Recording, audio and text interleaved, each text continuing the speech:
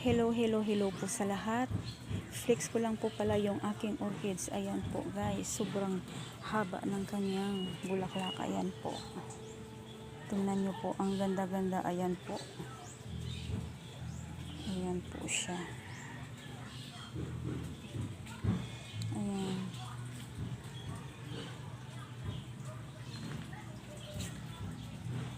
At saka ito rin po yung isa.